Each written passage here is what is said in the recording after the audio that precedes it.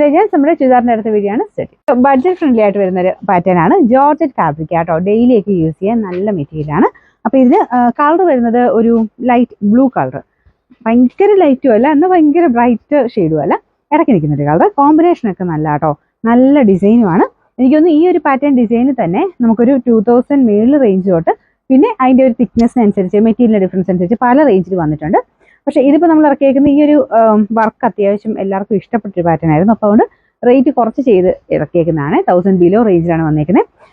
അതിൻ്റെതായ ഒരു ഭംഗിയുണ്ട് കേട്ടോ. നമുക്ക് വർക്കിന് തിക്നെസ് കുറച്ചെന്ന് പറഞ്ഞാലും നമുക്ക് ടച്ച് ചെയ്യുമ്പോൾ അറിയാം അത്യാവശ്യം നല്ല തിക്കായിട്ട് തന്നെയാണ് വർക്ക് വന്നേക്കുന്നത്. അങ്ങനെ ഭയങ്കര ആയിട്ടുള്ള വർക്കല്ല, നല്ല ഭംഗിയുണ്ട് കാണാനായിട്ട്. പിന്നെ കളർ കോമ്പിനേഷൻ നല്ല പിങ്കിൻ്റെ ഒരു പീച്ചിൻ്റെ കോമ്പിനേഷനാണ് കൊടുത്തേക്കുന്നത്. നല്ല ലെങ്ത്തും ഉണ്ട് കേട്ടോ. പിന്നെ ദുപ്പട്ടയ്ക്കകത്തും ആ ഒരു സെയിം വർക്ക് വരും. ജോർജറ്റ് തന്നെയാണ് ദുപ്പട്ടയുടെ ഫാബ്രിക്കും വരുന്നത്. റഫായിട്ട് യൂസ് ചെയ്തോ യാതൊരു കംപ്ലയിൻസോ കാര്യങ്ങളോ ഒന്നുമില്ല. പിന്നെ ബോട്ടം വരുന്നത് സാറ്റിൻ സിൽക്ക്, അത് സെയിം കളർ തന്നെയാണ്. പിന്നെ നമ്പർ വരുന്നത് M211, റേറ്റ് 890 മാത്രമേ 890. രണ്ടാമത്തെ ഷെയ്ഡ് വരുന്നത് ഒരു ലാവണ്ടർ ഉണ്ട്, ഏകദേശം ഒരു ഡസ്റ്റി കളർ ചാർട്ടാണ് വന്നേക്കുന്നത്.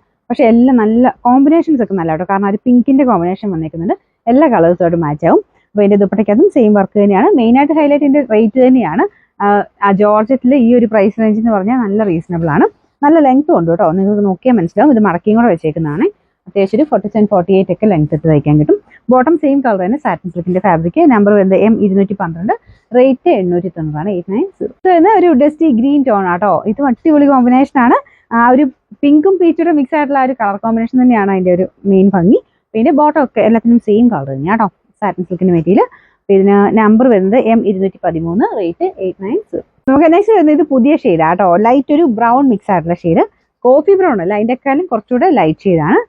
കോമ്പിനേഷൻ നല്ലതാണ്. ഇതും പിങ്കുമായിട്ട് നല്ല മാച്ചാണ്. ഡസ്റ്റി കളർ ചാർട്ട് തന്നെയാണ്. അപ്പോൾ ഇതിന്റെ ദുപ്പട്ടയ്ക്കകത്തും ആ സെയിം വർക്ക് തന്നെ കൊടുത്തിട്ടുണ്ട്.